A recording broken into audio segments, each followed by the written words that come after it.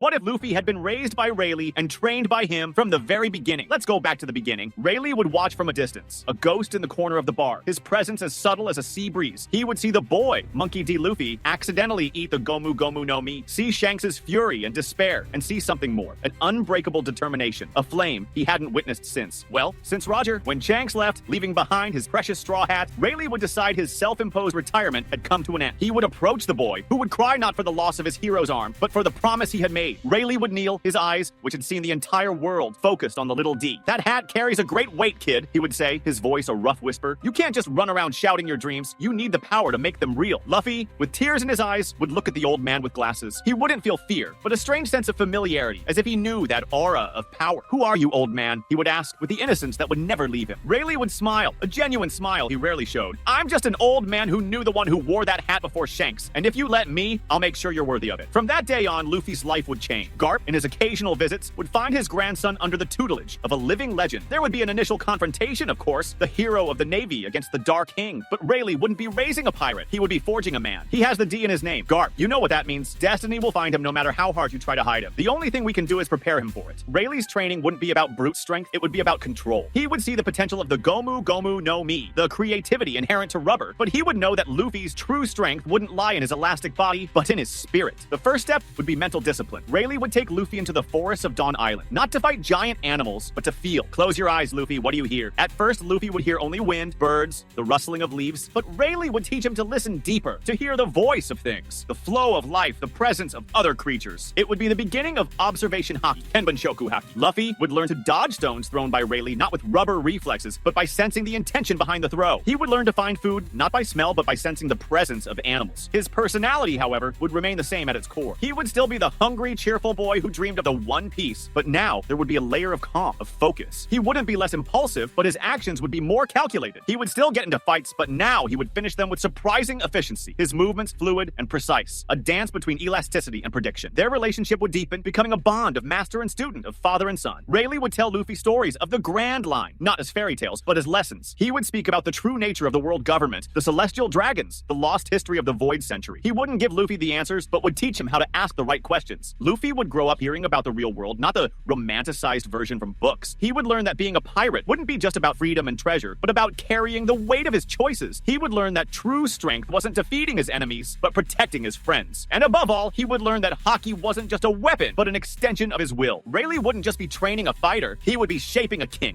who wouldn't rule with a golden throne, but with a golden heart and an iron fist coated in Haki. Luffy's childhood wouldn't be with mountain bandits, but with the Dark King, and that difference, that foundation of wisdom and power, would change not only Luffy's destiny, but the destiny of the entire world. Rayleigh's presence in Luffy's life wouldn't be just physical training, but a philosophical revolution. The Dark King wouldn't be interested in creating a Roger clone, but in nurturing Luffy's uniqueness. He would see Luffy's freedom as the key, but freedom without discipline was chaos. And Haki, he would teach, was the discipline of will. Observation Haki isn't about seeing the future, Luffy. It's about sensing the present so clearly that the future becomes a logical consequence. Rayleigh would explain as Luffy tried to dodge a handful of sand he threw. You have to become the air, the water, your opponent's very intention. You have to empty your mind and let your will speak. Luffy, with his naturally simple mind, would find a strange peace in that. He wouldn't be thinking about meat or adventure, but about silence. He would spend hours blindfolded, trying to sense Rayleigh's presence as the old man moved like a ghost. At first, he would miss, fall, get frustrated, but Rayleigh would be patient. He wouldn't yell, he would guide. "You're thinking too hard, Luffy. Haki isn't a muscle, it's a sixth sense. Let it flow." Over time, Luffy would begin to feel not just Rayleigh's presence, but the intention behind his movements. He would begin to dodge attacks with unexpected grace, his rubber body moving more fluidly and less clumsily. He would learn to differentiate the intention of a hungry animal from that of a hunter. He would learn to sense Garp's sadness when he visited, and Rayleigh's loneliness when he thought Luffy was asleep. This early sensitivity to observation Haki would shape his personality in subtle but profound ways. He would still be the cheerful boy, but now he would be an observer. He could sense the truth behind people's words. He could feel Nami's pain, Zoro's ambition, Sanji's loyalty. It would make him a more empathetic leader, and paradoxically, a more focused one. Rayleigh would also teach him about history, not from books, but in late-night conversations under the stars. He would talk about the Void Century, the world government, the will of D. He wouldn't be indoctrinating Luffy, but preparing him for what he would face. The world will try to tell you who you should be, Luffy. They'll call you a demon, a criminal, a threat, but you must know who you are. You are a D. You are freedom. Rayleigh would teach Luffy's childhood would be a school for kings. He wouldn't only learn to fight, he would learn to think, to feel, and to lead. He wouldn't just be the rubber boy, he would be the heir to the will of D, forged by the Dark King. And that foundation of wisdom and power would be the difference in his journey. Training would advance, and the forest of Dawn Island would become Luffy's private dojo. If the first chapter was about the mind, now it would be the body, or rather, the will that controlled it. Rayleigh would know the Gomu Gomu no Mi was both a blessing and a curse. A blessing for its versatility, a curse for its vulnerability to cuts, and inability to hit Logia users. The solution would be obvious. Armament Haki, Busoshoku Haki. Your body is rubber, Luffy. That's fun, but useless against a sharp blade or a man made of smoke. Rayleigh would explain as he struck with a wooden sword that, if not for his restraint, would have cut Luffy in half. Haki is the invisible armor, the manifestation of your will. It's what turns rubber into steel. Luffy, who would already have an instinctive understanding of his own body, would absorb the concept quickly. He wouldn't need months of meditation. His will would be simple, pure, and unshakable. To become the Pirate King. That simplicity would translate into an early mastery of Busoshoku Haki. Instead of merely hardening his fist, Luffy would learn to infuse Haki into his rubber. The result would be a punch that not only struck with the power of a giant, but could also bypass the defenses of anyone not using Haki. He would discover that he could stretch his arm and, at the moment of impact, infuse Haki, creating a blow that combined the speed of rubber with the hardness of steel. Rayleigh would teach him to go beyond simple armor. He would introduce the concept of Raiwo, the advanced form of armament Haki that allowed one to project energy outward, causing internal damage without physical contact. Luffy, with his focused mind and elastic body, would manage to master the basics of Ryo far earlier than anyone would expect. He could punch a tree and feel the energy vibrate inside it without breaking the bark. It would be silent strength, the ability to destroy from within. The integration of his devil fruit with Haki would become the signature of his fighting style. He wouldn't rely on gears to increase his power. He would use elasticity for speed and Haki for strength. A Gomu Gomu no pistol coated in Haki would be faster, stronger, and more dangerous than anything he could have invented on his own. Conqueror's Haki, Haoshoku Haki, would emerge in a moment of crisis. It wouldn't happen in a street fight, but in a confrontation with a group of bounty hunters who would try to use Garp as bait to lure out Rayleigh. Luffy, around 15 years old, would see his grandfather and his master in danger. His rage would not be only for them, but for the insult to his freedom and his family. With a primal scream, an invisible shockwave would sweep across the area, knocking out the weaker hunters and making the stronger ones stagger. Rayleigh, who would be about to intervene, would stop and smile. There it is! The Haki of a king! The challenge then would not be awakening it, but controlling it. Rayleigh, a master of Conqueror's Haki, would teach Luffy to use it as a tool, not as an explosion of anger. He would teach him to select his targets, to use the aura to intimidate without knocking out, to use it as a shield against the pressure of other users. Luffy would learn to infuse his Conqueror's Haki into his attacks, a technique that in the original canon would only appear years later. His punches, already coated in armament Haki, would now carry the will of a king. By 17 years old, Luffy would be ready. He would not be the naive boy who set out to sea in the canon. He would be a young man with a rubber body, a sharp mind, and an aura of power that would make him one of the most dangerous rookies ever to step into East Blue. Rayleigh would take him to the harbor. You are ready, Luffy. You have the strength, the wisdom, and the heart. But remember, Haki is your will. If your will falters, your Haki will falter. Go find the One Piece. And when you do, remember who you are and where you came from. Luffy, with the straw hat firmly on his head, wouldn't cry. He would smile. A smile that would be the perfect blend of his original joy and his newfound confidence. I will be the Pirate King, Rayleigh, and you'll be the first to know. He wouldn't need a large ship, only a small rowboat. He wouldn't need a map, only his inner compass, guided by his observation Haki. He would set sail not as a rookie, but as a refined captain, a Haki prodigy ready to rewrite the history of the Grand Line. The difference between this Luffy and the original would be combat maturity. He wouldn't just be strong, he would be dangerous. And the world was about to learn just how dangerous a rubber boy with a king's Haki could be. Luffy's journey through East Blue would be a prelude of brutal efficiency. There wouldn't be the same series of stumbles and painful lessons. He would already be a master of Haki, and that would change the dynamics of every encounter. The first to feel the impact would be Kobe. The young Marine, still a captive of Alvida, would see a different Luffy. Not a naive boy, but a young man with a calm aura of authority. When Luffy freed him, it wouldn't be with a clumsy punch, but with a precise Haki-coated strike that would knock Alvida out instantly. The fight would last seconds. Kobe, instead of merely admiring his strength, would feel inspired by the discipline behind it. Luffy's pull toward his future crewmates would also change. He wouldn't attract only dreamers, but those who sought an unquestionable leader. Roronoa Zoro would be next. Luffy would find him tied up, but the conversation would be different. Luffy wouldn't need to prove his strength against Captain Morgan. He would simply approach, and the subtle pressure of his Conqueror's Haki would make the surrounding Marines hesitate. When Zoro saw the ease with which Luffy disarmed Morgan with a touch of armament Haki, he would know that this would not be an ordinary pirate. I will be the world's greatest swordsman, Zoro would declare, and I will be the Pirate King, Luffy would reply, with a conviction that left no room for doubt. Zoro would join him not merely out of gratitude, but because he recognized the strength of a king and his captain. Nami, the pirate thief, would be the hardest to convince. She wouldn't care about dreams, only about money and the liberation of her village. Luffy, using his observation Haki, would sense the pain and the lie behind her eyes. He wouldn't force her. He would understand her. In Arlong Park, the fight would be a massacre. Luffy wouldn't need water or desperate tactics. His armament Haki would turn his fists into lethal weapons against Arlong's skin. He would use observation Haki to predict the fishman's movements and Conqueror's Haki to intimidate the crew. Nami would witness the efficiency and justice in her captain. When he destroyed the map room, it would be an act of liberation, not blind fury. She would join him, trusting not only in Luffy's strength, but in his vision. Usopp and Sanji would join with the same admiration. Usopp, the liar, would see in Luffy a captain who didn't need to lie about his strength. Sanji, the romantic cook, would see Luffy's natural authority, the kind that reminded him of a true leader. The crew would form faster and with stronger cohesion. They would know their captain was different. He wouldn't just be strong, he would be wise and focused. Arriving in Logtown would be the turning point. The encounter with Smoker would be inevitable, but the outcome drastically different. Smoker, the White Hunter, would be a Logia user. In the canon, Luffy was saved by luck and lightning. In this what if, luck wouldn't be necessary. When Smoker cornered him, Luffy wouldn't hesitate. He would coat his arm with Armament Haki, and for the first time, use the technique Rayleigh had taught him, touching the essence of a Logia. The punch wouldn't be meant to knock Smoker out, but to shock him. Smoker would feel the impact, the pain, the denial of his intangibility. It would be a brief confrontation, a test of strength. Luffy couldn't win then and there, but he could escape with dignity. He would use his observation Haki to predict Smoker's moves and dodge with the speed of rubber. Smoker would be stunned. He wouldn't be dealing with a rookie. He'd be dealing with someone who had already mastered the power that was the Marine's most well-kept secret. Haki. He already mastered Haki, Smoker would think, as his smoke dissipated in confusion. Luffy's execution, which nearly happened in the canon, would be avoided thanks to Luffy's maturity. He wouldn't climb the platform. He would use observation Haki to sense the danger and step away. The lightning would still strike, but it would be a climatic event, not a divine intervention. The entrance into the Grand Line would be marked by greater strategic caution. Luffy would not be reckless. He would still be adventurous, but his decisions would be calculated. He would use his observation Haki to sense island dangers, predict storms, and navigate more safely. The crew would trust him blindly, not just for his strength, but for his leadership. Luffy's bounty after East Blue would be shocking. The world government could not ignore a rookie who already mastered Haki. They would know he was different. His initial bounty wouldn't be 30 million berries, but 100 million berries. It would be a warning. This Luffy would be more dangerous, more focused, and carry the legacy of a king. He would be the refined captain, and the Grand Line was about to feel the weight of his will. The journey through the first half of the Grand Line, Paradise, would be less chaotic and more of a demonstration of rising power. The Luffy trained by Rayleigh wouldn't be a mere rookie. He would be a Haki prodigy with the mind of a strategist, though still carrying the heart of an adventurer. Alabasta would be the first major test of his technical superiority. Crocodile, one of the 7 warlords and a Logia user, would be the perfect opponent to show Luffy's mastery of Armament Haki. In the canon, Luffy needed luck, blood, and water to discover Crocodile's weakness. In this scenario, the fight would be more direct and brutal. Luffy, using his observation Haki, would sense Crocodile's arrogance, his unwavering belief in his own intangibility. In their first encounter, Luffy wouldn't try to punch him with bare hands. He would coat his fist with Busoshoku Haki and land a blow that would strike Crocodile's sand body. The look of shock on the warlord's face would be priceless. Haki, you, a rookie, how? The fight wouldn't drag on for 3 rounds. It would be a duel of wills. Luffy would use Armament Haki to negate Crocodile's intangibility and observation Haki to predict his sand attacks. He wouldn't need water. He would need only his unbreakable will. The victory would be quicker, cleaner, and far more decisive. The message to the world would be clear. This new pirate was no lucky fool. He was a technical threat. Luffy's bounty would skyrocket to 250 million berries. The world government would be in panic. A rookie who already mastered Armament Haki and defeated a warlord would be a danger they could not ignore. In Skypiea, Luffy's mastery of observation Haki would be the center of attention. Enel, the self-proclaimed god, with his mantra, Skypiea's form of observation Haki, would be an opponent who relied entirely on foresight and his Logia. The fight between Luffy and Enel would become a duel of observation Haki. Enel could predict Luffy's movements, but Luffy, trained by Rayleigh, would have a more refined and faster observation Haki. He wouldn't just see the near future, he would feel Enel's intent. And Luffy's devil fruit rubber would be the perfect counter to Enel's electricity. Luffy wouldn't need a giant gold bell to win. He would use his natural immunity and superior observation Haki to overcome Enel's arrogance. The fight would be less about devil fruit power and more about superior training. Luffy wouldn't simply win. He would break Enel's spirit, showing that true power didn't come from a fruit, but from will. Luffy's behavior in Skypiea would also be different. He would still have fun, but his strategic leadership would be clearer. He wouldn't get lost in distractions. He would focus on the objective, saving the island and ringing the bell. By this point, the crew would already be accustomed to their captain's silent authority. They would trust his ability to make quick and effective decisions. Nami, in particular, would appreciate Luffy's caution, which would prevent unnecessary danger. Zoro and Sanji would see in their captain a worthy rival, someone who would force them to train harder to keep up with his level of Haki. Luffy's bounty would rise again, reaching 400 million berries. The world government would now be convinced that this pirate was a new Roger. He would have the lineage, the Haki, and the capacity to attract loyal followers. He would be the strategic captain, and the new world would be closer than ever. The Ines Lobby saga in the canon is the apex of desperation and perseverance. Luffy needed gears and superhuman effort to win. In this what if, the narrative becomes a demonstration of combat maturity and technical mastery. Luffy's determination to save Robin situation would be the same, but his approach would be entirely different. He wouldn't need Gear 2nd or Gear 3rd to face CP9. He would already possess Raiwo, the advanced form of Armament Haki that Rayleigh would have taught him. Rob Lucci, the strongest opponent, would be the perfect target for Luffy's new power. Lucci, with his brute strength and Rokushiki, would be a combat machine, but he wouldn't expect internal damage. Luffy, coating his fist with Busoshoku Haki and using Raiwo, would land blows that bypassed Lucci's external defense. The damage wouldn't be visible on his skin, but the pain and the failure of his Tekai technique would be unmistakable. The fight would be intense but shorter. Luffy wouldn't just be hitting, he would be dismantling Lucci's defense from the inside out. He would use Observation Haki to predict Lucci's movements and Armament Haki to nullify his strength. The victory wouldn't be a miracle, but a logical consequence of superior training. The weight of being a captain, trained by the Dark King, would be palpable. Luffy wouldn't just be a pirate, he would be a symbol of defiance against the world government. When he ordered Usopp to shoot the government's flag, it would be an act of calculated authority, not blind rage. He would know exactly what he was doing, and the crew would follow without hesitation. Luffy's bounty would jump to 650 million berries. The world government would be terrified. This pirate wasn't just strong, he was smart and dangerous. In Thriller Bark, the encounter with Gecko Moria and the warlord Bartholomew Kuma would be crucial. Moria, with his Shadow Fruit, would be a challenge. But Luffy, with his Armament Haki, could purify shadows more easily. The fight would be resolved with the same technical efficiency. The true test would come with Kuma. The warlord, a cyborg with a Pawpaw Fruit, would be an Admiral-level opponent. Luffy, with his Observation Haki, could predict Kuma's attacks, but the power gap would still be large. Kuma would require more than just Haki. The battle would be a duel of Armament Haki. Luffy would use Raiwo to try to deal internal damage to Kuma, but the cyborg's reinforced body would be tougher than expected. The defeat would still happen, but it would be a defeat of learning, not despair. With his focused mind, Luffy would realize he needed more than just Haki. He would need speed and brute force to surpass Kuma's defense. The crew separation would still happen, but it would be a strategic separation, not a crushing tragedy. The scene where Zoro takes Luffy's pain would also be different. Luffy, with his Observation Haki, would sense Zoro's sacrifice more quickly. He would try to intervene, but would be knocked out by Kuma. When he woke up, he wouldn't just be grateful, he would be ashamed of his weakness. The Luffy trained by Rayleigh would be a captain who carried the weight of responsibility. He could not afford to be weak. He would be the determined captain, and the new world would be calling. The Sabaody Archipelago, the meeting point between paradise and the new world, would be the stage for the final demonstration of Rayleigh's impact. Luffy, with his combat maturity and Haki mastery, would no longer be the impulsive kid from the cannon. The incident with the Celestial Dragon would be avoided. Luffy, using his Observation Haki, would sense the aura of danger and arrogance around the world noble. He wouldn't attack impulsively. He would use his Conqueror's Haki to intimidate the noble, forcing him to back off before things escalated. He would know that any confrontation there meant the end of his journey. However, the Marines could not ignore the pirate, worth 650 million berries. The confrontation with the Admirals would be inevitable. Kizaru and Sentomaru would be the opponents. Kizaru, the light Logia user, would be Luffy's final test before the new world. Luffy, with his Observation Haki, would be able to predict the trajectory of light and dodge with rubber-like speed. He would use Armament Haki to strike Kizaru's Logia body, forcing the Admiral into close combat. The fight would be a duel of speed and Haki. Luffy wouldn't be able to defeat Kizaru, but he could defend himself and escape with his crew. He would use Armament Haki to deflect light attacks and Conqueror's Haki to intimidate the pacifistas. The crew's separation would still happen, but it would be a strategic retreat, not a massacre. Luffy would understand that he needed more power. He wouldn't just be frustrated. He would be determined to master Haki at Rayleigh's level. Luffy's journey through Impel Down would be a demonstration of calculated efficiency. He wouldn't be a desperate rookie, but a focused warrior. His Observation Haki would let him move through the prison with frightening precision, sensing guards and avoiding traps with ease. He wouldn't need long fights with lower-level guards. A brief pulse of his Conqueror's Haki would knock them out en masse, conserving energy for the real challenges. The confrontation with Chief Magellan would be the trial by fire. The poison Logia would be a lethal threat, but Luffy, with advanced Armament Haki, could coat his body and clothes in a protective layer of Haki, minimizing direct contact with the poison. He wouldn't need Mr. 3 to make a wax shield. He would use his own body clad in Haki as a living weapon. The fight would be more balanced, and although the poison would still be dangerous, Luffy would escape with a cleaner strategy, using his rubber speed and Haki precision to find openings in Magellan's defenses. His escape would be less chaotic and more of a military operation. Marineford would be the stage where Rayleigh's legacy shined. Luffy wouldn't be a mere pawn, he would be a key player. His Conqueror's Haki would be a weapon of war, used to clear the battlefield and protect his allies. He would use it with surgical precision, knocking out only Marines that posed immediate threats, showing a level of control that would shock even the Admirals. The confrontation with the Admirals would be the crucial moment. Luffy, with Armament Haki infused with Conqueror's Haki, would be able to deal real damage to Akainu. His punches wouldn't only be strong, they would carry the will of a king, forcing the Admiral to step back and acknowledge the threat. He wouldn't need Gear 2nd or Gear 3rd to reach this level of power. He would use the silent force of Haki. Ace's death would still happen, but Luffy's reaction would be that of a leader. He wouldn't faint in despair. He would use Conqueror's Haki to protect his allies and escape with lost help. He would be the focused captain, and the war would end with the Marines recognizing the danger he represented. His bounty would skyrocket to 1 billion berries. The world government would know this pirate was the new Dark King. Luffy, the Dark King of the new generation, would enter the new world with a level of Haki mastery that placed him above most super supernovas. He wouldn't need gears to win. He would be the legacy of Roger and Rayleigh, a pirate who was strong, wise, and free. What would change was the essence of his power. He would no longer depend on his devil fruit. He would be a master of Haki, and his journey would be clearer, more efficient, and more dangerous for the world government. The world would be ready for a pirate king who wasn't just a dreamer, but a technical warrior with the will of a king. Luffy's journey through the new world would be marked by technical superiority that would place him on equal footing with a Yonko. He wouldn't need a sudden power-up to face Kaido or Big Mom. He would already have advanced Conqueror's Haki in fusion, and Raiwo at a level of mastery. The impact of his early training would be felt on every island in every battle. He would be the most dangerous pirate of the new era, a man who combined the joy of a child with the wisdom of a king.